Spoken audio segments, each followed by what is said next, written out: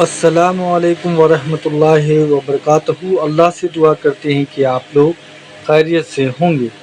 کیا جنات کو قابو کیا جا سکتا ہے؟ کیا جنات انسان کو مار سکتا ہے؟ تو علی مرزا سے جو ہے کچھ سوال ہوا ہے اس جنات کے معاملے میں، اور کیا چلا کاٹ کر جنات کو قابو کیا جا سکتا ہے؟ کیا حضرت ابو بکر نے 40 جن قابو کیے تھے؟ تو یہ جو سب باتیں آئی ہیں تو اس پر جو ہے علی مرزا نے کچھ روشنی ڈالا ہے، اور انہوں نے سارا واقعہ جو ہے سامنے رکھا ہے۔ اور یہ جو چلا کا جو معاملہ ہے، اور جو جن قابو کر لیتا ہے یا آپ جن کو قابو کر سکتے ہیں، اس سے ریلیٹڈ ساری چیزیں جو ہیں آپ کو تفصیل کے ساتھ اس میں بتائی گئی ہیں۔ اور اللہ ہم سب کو ہر بلا آفتوں سے محفوظ رکھے، اور اللہ ہم سب کو ہدایت کے راستے پر چلائے، اور جو بھی غلطیاں ہم سب سے جانے انجانے میں ہوئی اللہ معاف فرمائے، آمین ثم آمین۔ چلا کاٹنا اسلام میں کیا حیثیت رکھتا ہے؟ کیا اس سے واقعی جنات کو قابو کیا جا سکتا ہے؟ صوفیاء یہی بات کروا کر چپ کرا نہیں، اس میں چپ کیا کرا دیتے ہیں بھی؟ اگر کسی کے پاس جن آ گئے ہیں تو وہ کیا آپ کو چپ کرواتے ہیں؟ مطلب اس میں سے کیا وہ کہتے ہیں کہ جب سے یہ ہم نے جن پکڑے ہیں اس وقت سے بخاری سے رفع الیدین کا طریقہ ختم ہو جاتا ہے؟ کیا کٹ دے ہوتے چوں کڈو بھی نہ کچھ ہے، کیا چپ کروا دیتے ہیں؟ ٹھیک ہے، ان کو آپ پھر یہ بتائیں کہ یہ جنات صرف آپ کے قابو میں نہیں ہے، ہندوؤں کے پاس بھی ہیں جن۔ پورا ڈسکوری چینل کے اوپر اور نیشنل جغرافک پہ ہانٹنگ پروگرام چلتا رہا جس میں وہاں کرسچنز جو ہے وہ جا کے جن گھروں میں آسیب اور جنات ہوتے ہیں وہ جا کے نکالتے ہیں۔ یہ ایک فن ہے جو بدھسٹ کے پاس بھی ہے، کرسچنز کے پاس بھی ہے، ہندوؤں کے پاس بھی ہے۔ اس کا اسلام سے کیا لینا دینا؟ ورنہ تو آپ بتائیں کہ کس آیت حدیث میں لکھا ہے کہ حضرت ابوبکر نے 40 جن قابو کیتے ہوئے سن، تو ٹائم قیامت تک جائے۔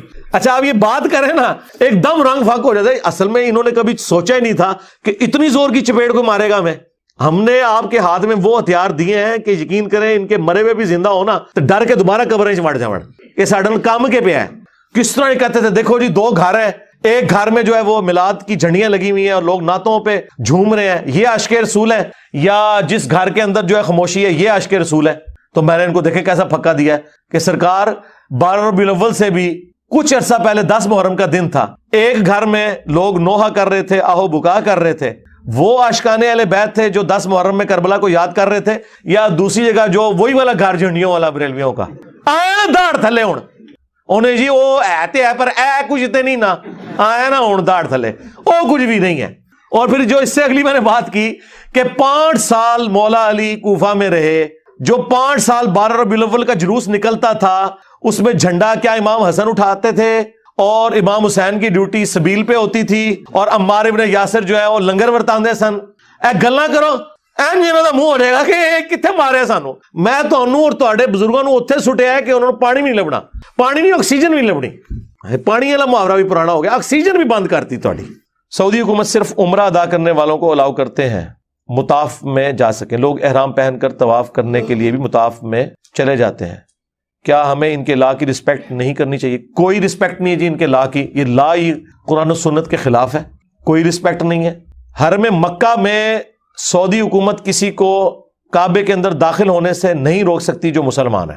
یہ تو قرآن میں آیا ہے کہ مکہ اور جو حرم مکہ خانہ کعبہ شریف جو اس وقت سارا وہ حرم کے اندر آ چکا ہے، وہ مسافروں کے لیے بھی اور مقیم لوگوں کے لیے بھی برابر ہے۔ یہ سورۃ الحج میں آیت موجود ہے، یہ ذہن میں رکھیے گا۔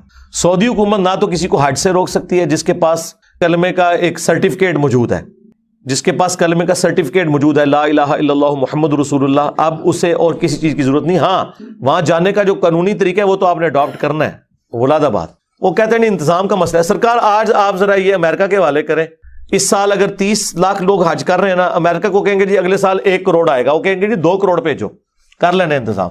اتنی بڑی بزنس اپرچونٹی اور ٹورزم کی اپرچونٹی، اس پہ یہ کہنا یہ سعودی حکومت کچھ عرصے میں یہ سارا کچھ سیٹ ہو جائے گا انشاءاللہ۔ ابھی جو یہ آیا نا محمد بن سلیمان، وہ میں جو اکثر کہتا تھا نا کہ ہمیں مذہبی طبقے سے یہ سیکولر لوگ بہتر لگتے ہیں، کم از کم آپ کو آزادی دیتے ہیں، تو یہ محمد بن سلیمان نے تو کایا کلب کر دی ہے وہاں کی، صرف اس لیے کہ یہ وہابی اور اس ٹائپ کا بندہ نہیں ہے، ذرا دنیا دار بندہ ہے۔ نبی علیہ السلام کی ساری زیارتیں کھول دی گئی ہیں، اور مسجد نبوی سے مسجد قباء تک پورا راستہ انہوں نے وہ بازار سجا دی ہے، اور جتنے بھی ہسٹوریکل پلیسز تھی نا ان کو دوبارہ سے انہوں نے سمجھ لے زندہ کر دیا. ایک ایک معاملہ وہ لے کے چل رہے ہیں. یہ بھی انشاءاللہ کچھ عرصے میں مسئلہ حل ہو جائے گا. باقی ٹھیک ہے, آپ احرام والے کپڑے عام حالت میں بھی پہننا سنت ہے نبی الاسلام کی. ضروری نہیں ہے کہ احرام کے لیے. حضور کا عمومی لباس بھی چادریں ہوتی تھی. ابو داؤد میں اور ترمذی میں حدیث ہے نبی الاسلام نے 2 سبز چادریں اوڑھی ہوئی تھیں عام حالت میں, نیچے تہمد اوپر. تو اگر آپ احرام پہن کے طواف کریں بے شک کریں, یہ تو ان کا مسئلہ ہے نا, وہ اس کو حل کریں نا. کیا شادی پر ڈھول اور پیسے جائز ہے؟ ڈھول تو چلے کوئی مسئلہ نہیں ہے, پیسے لٹانا اگر آپ غریبوں کو دینا چاہتے ہیں ضرور کریں, لیکن وہ ایسا نہ ہو کہ جس کے اندر لوگوں کے اندر کوئی بھاگدڑ ایسی مچ جائے.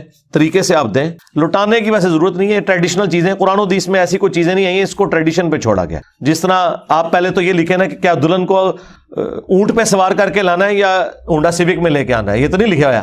تو یہ ٹریڈیشنل چیزیں ہیں, ان کو مولویوں کے چکر میں نہ دیکھا کریں. شادی بیاہ یا باقی رسومات میں صرف آپ نے یہ دیکھنا ہے کہ دنیاوی طور پہ کوئی ایسا کام نہ ہو جو حرام کاری ہو. اگر یہ ڈھول میں مرد و عورت مل کے ناچ رہے ہیں اور بے حیائی کر رہے ہیں وہ تو پھر غلط ہے. ویسے کسی نے ایک شادی کی اناؤنسمنٹ کے لیے کوئی گانا گا لیا ہے تو اس میں تو کوئی مسئلہ نہیں ہے. مرد مردوں میں, عورتیں عورتوں میں ڈھول کی, یہ تو خوشی کے موقع کے اوپر اس طرح کا دف یا ڈھول ہو, اس میں کوئی مسئلہ نہیں ہے. اس پہ میری ویڈیو ریکارڈ ہے. جسم پر نجاست لگنے سے وضو ٹوٹ جاتا ہے تو کیا شرمگاہ کا وضو والے کسی حصے پہ لگنے کسی بھی اعضاء کے لگنے سے وضو ٹوٹ جاتا ہے یا صرف ہاتھ لگنے سے؟ ہاتھ کا ذکر آیا صرف جی, باقی کسی چیز کا ذکر نہیں. علی بھائی شیعہ سید سادات میں کیا فرق ہے؟ بھائی شیعہ میں بھی سید ہیں اور سادات ہیں, سنیوں میں بھی سید اور سادات ہیں. میں تو کہتا ہوں کہ سید جو ہے وہ شیعہ سنی کی تفریق سے بلند ہونا چاہیے. ہاں بالکل, اگر نبی الاسلام کے ساتھ اپنی نسبت جوڑے ہوئے تو نبی الاسلام نہ سنی تھے نہ شیعہ تھے, ابراہیم علیہ السلام نہ یہودی تھے نہ نصرانی تھے, بلکہ سب مسلم تھے الحمدللہ.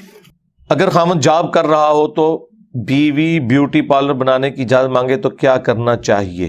جی اجازت دیں, اس میں کیا مسئلہ ہے. صرف وہ پلکنگ والا مسئلہ نہ ہو, ہاں وہ والا مسئلہ خطرناک ہے. باقی ٹھیک ہے, اگر بیوٹی پارلر کے اوپر کوئی دلہن اپنے خاوند کے لیے تیار ہونے کے لیے آئی ہے تو آپ کو کیا مسئلہ ہے؟ اگر وہ بے حیائی کرتی ہے تو وہ اس کا وبال اس کے اوپر ہے. یہ عورت کا حق ہے کہ وہ زینت کرے, اس پہ تو کوئی اختلاف والی بات نہیں ہے. کیا کسی ایسی کنسٹرکشن کمپنی میں کام کیا جا سکتا ہے جو مندر یا چرچ بھی بنائے؟ جی آپ مندر اور چرچ بنانے والی ایکٹیویٹی میں شامل نہ ہو, ویسے کمپنی میں ضرور جاب کریں, اس میں ان سے معذرت کر لیں, ان کو اپنا ایک جینون ایشو بتائیں. کیا ٹی وی کمرشلز میں ایکٹنگ کرنا, ٹی وی کمرشل بنانا جائز ہے؟ جی کس حد تک جائز ہے؟ اسی حد تک جس حد تک عورتیں انوالو نہ ہو. بنائیں کمرشل, اچھے کمرشل بنائیں. ابھی دیکھیں وہ ایک نیا ٹی وی چینل لانچ ہوا ہے گرین چینل کے نام سے, انہوں نے کتنے سوشل ایشوز کو ہائی لائٹ کیا ہے اور انہوں نے اپنی ایڈورٹیزمنٹس بنائی ہیں 3-3, 4-4 منٹ کی, کتنی کمال کی بنائی ہیں. تو یہ بھی ذریعہ ہے, آپ اس کے ذریعے بھی تبلیغ کر سکتے ہیں. جب سیدہ عائشہ والی مسجد میقات نہیں اور حناف کے نزدیک بھی وہ میقات نہیں تو پھر عمرہ کرنے والے خصوصی, وہ بھئی ایک بدعت چل پڑی ہے نا, لوگوں نے شروع کر دی. وہاں کہاں لکھا ہوا ہے انہوں نے, آپ وہاں کے سعودی علماء سے بھی پوچھ لیں. وہاں پہ نبی علیہ السلام جب سفر حج کے لیے گئے تھے تو سیدہ عائشہ کو پیریڈز آ گئے تھے, تو نبی علیہ السلام نے فرمایا کہ طواف کعبہ کو چھوڑ کے اور نماز کو چھوڑ کے جتنے ارکان ہیں وہ تم ادا کرو. وہ عورت اس حالت میں بھی ادا کر سکتی ہے. پھر جب تم پاک ہوگی نا غسل کر کے, پھر تم طواف کعبہ اور باقی کام کرنا. وہ جب پاک ہوئی تھی تو ان کے بھائی عبد الرحمن بن ابی بکر کے ساتھ حضور نے صلی اللہ علیہ وآلہ وسلم یہ تنعیم جگہ تھی جہاں بھیجا, جو آج مسجد عائشہ کے نام سے مشہور ہے. ان کی دل جوئی کے لیے ظاہر ہے وہ اب ایک قسم کی گلٹی فیل کر رہی تھی کہ میں, یعنی یہاں پہ بھی آج کل بھی عورتیں بیچاری پھر پریشان ہو جاتی ہیں کہ یار سارے لوگ حج کر رہے ہیں اور میں جو نماز بھی نہیں پڑھ سک رہی. تو حضور نے ان کی دلجوئی کے لیے کہا کہ چلو وہاں سے جا کے نا غسل کر کے تسلی سے تھوڑا ان کو یہ ہو جائے کہ میں بھی اب ٹریول کر کے تو پھر احرام باندھ کے آئی ہوں. یہ کوئی حضور نے میقات ڈکلیئر نہیں کیا تھا.